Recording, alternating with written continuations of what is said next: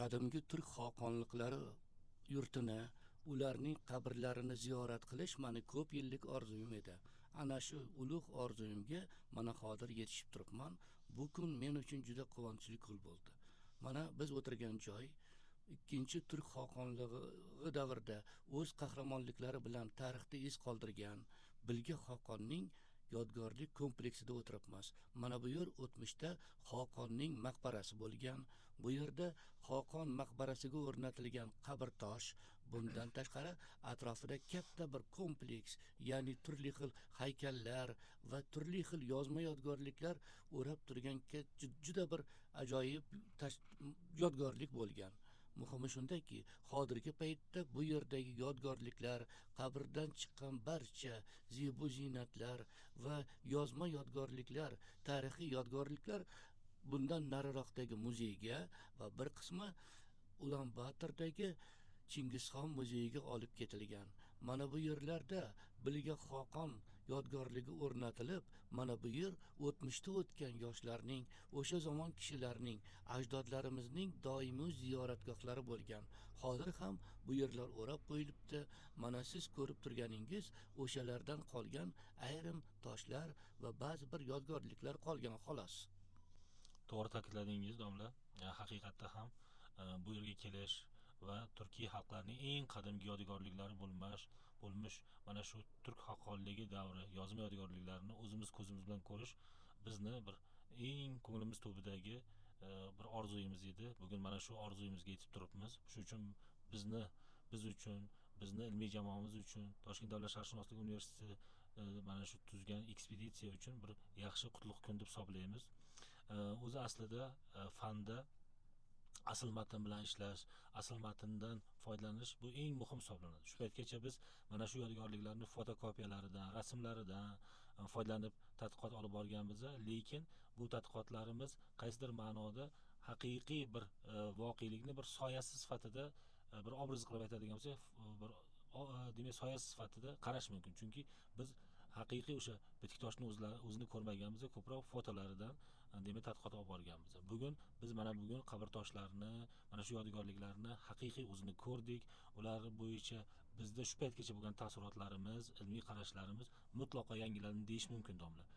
Boisi bizni tasavvurlarimiz har qanaqasida ham demak o'sha fotokopiyalar asosida edi va albomlar asosida edi, nusxalar asosida edi. Mana bugun biz mana shu yodgorliklarni ko'rib nihoyatda xursand bo'ldik va muayyan ma'noda bugun biz Mo'g'ulistonda tashkil etgan ekspeditsiyamizning eng muhim nuqtalaridan biri bugun mana shu Kosha Saydamdagi ikkinchi turk xoqonligining eng ulug' hukmdorlaridan biri Bilga Xoqon maqbarasini ziyorati va uning ukasi inisi bo'lmish Kulteginni demak maqbarasini ziyorati va u yerdagi tosh bitiklarni o'rganish nuqtai nazaridan eng muhim jihati bo'ldi deyish mumkin bo'ladi.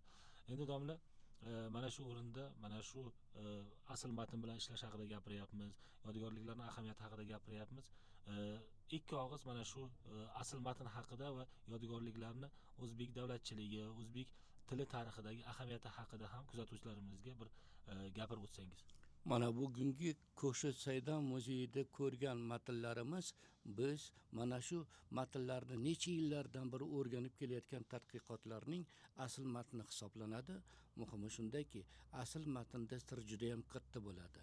Bu matnlar qadimgi turk xoqonliklarining eng ajoyib yodgorliklari hisoblanadi.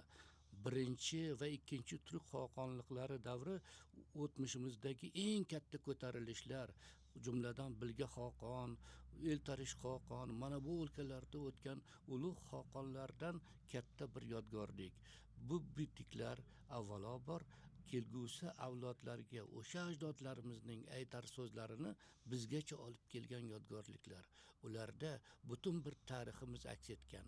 Muhimligi shundaki, ushbu yodgorliklar o'sha davrning tarixiy yodgorliklari, hatto qahramonlarning o'sha davrda o'tgan xoqonlarning ulug' janglari, ular ko'rsatgan qahramonliklarini yilma-yil sanama-sana yozib qo'ygan guvohidir. Bundan tashqari ushbu yodgorliklar nihoyatda chiroyli bir adabiy tilda, badiiy tilda yaratgan. Uni yaratuvchisi Yo'lliq Tegin matnni nihoyatda chiroyli til bilan yozgan. Demak, bu yodgorliklar bizning adabiyotning, yozma adabiyotning ilk namunalari hisoblanadi.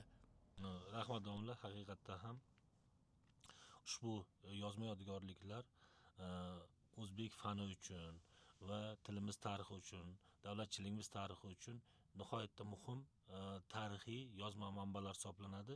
Eng muhim jihati ushbu manbalar ona tilimizda yozilganligi, ona tilimizni ildizi hisoblanmish qadimgi turkiy tilda yozilganligi bilan yanada ham muhim hisoblanadi.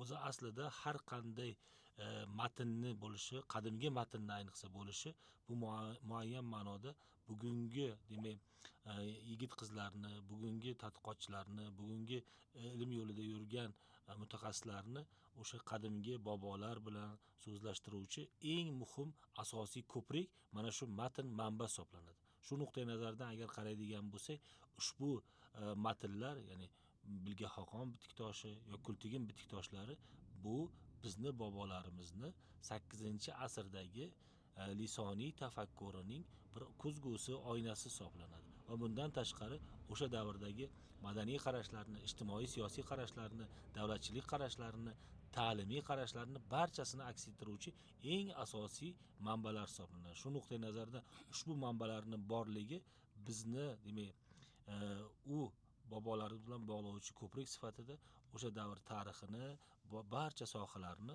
o'rganish uchun nihoyatda muhim ahamiyat kasb etadi.